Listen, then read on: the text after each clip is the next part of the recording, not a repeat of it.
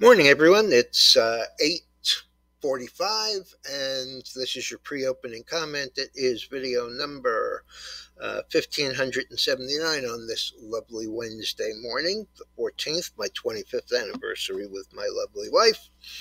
And there's not a whole hell of a lot going on.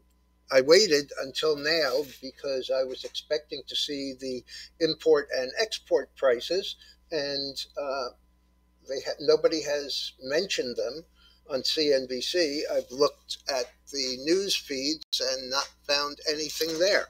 So if we do get something there, I will get back to you with it.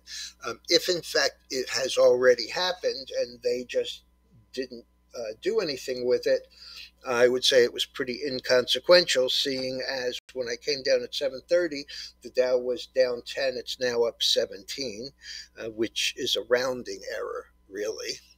And the Nasdaq was down 15, and it's about unchanged. And the S&P was down about 5, and it too is it's now down 3.5. So nothing overwhelming.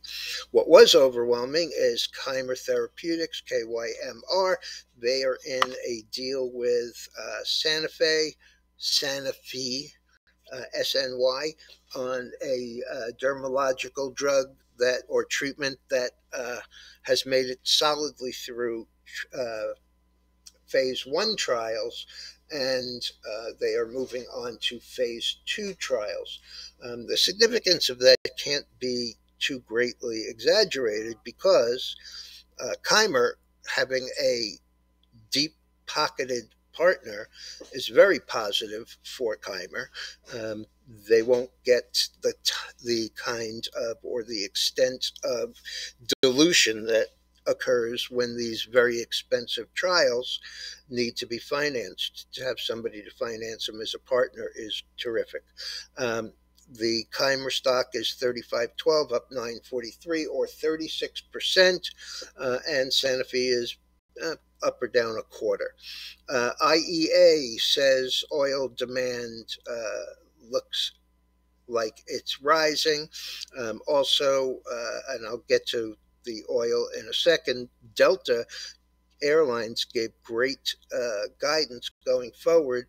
The stock is 34.90, up $1.52, or 4.5%. My problem with that is, all the airlines were down. All the airlines suffer extreme dilution. They all issued shares and debt, and basically mortgaged everything, including their loyalty programs, to get through after we gave them those billions of dollars.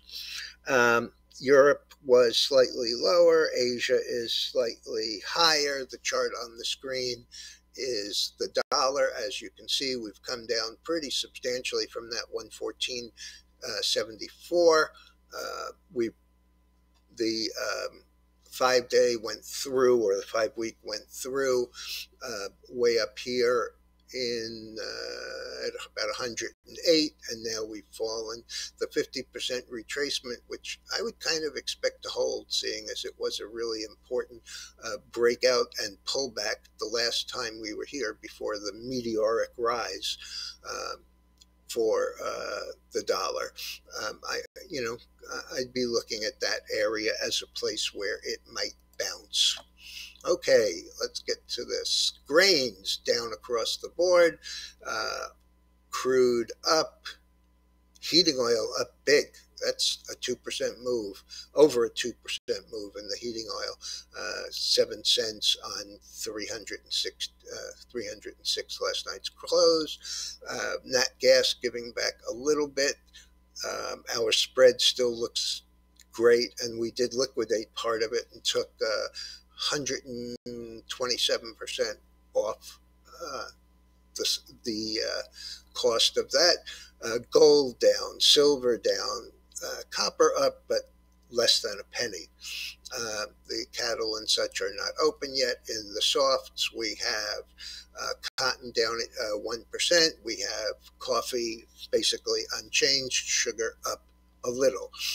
Mentioned already the indexes, the dollar is down, Bitcoin and Ethereum up, and the bonds down 13/32, or about 3/8 of a point. All right, everyone, that's about it. If we do get those numbers for the import and export prices, I will put them in the Discord room. Have a good evening. Good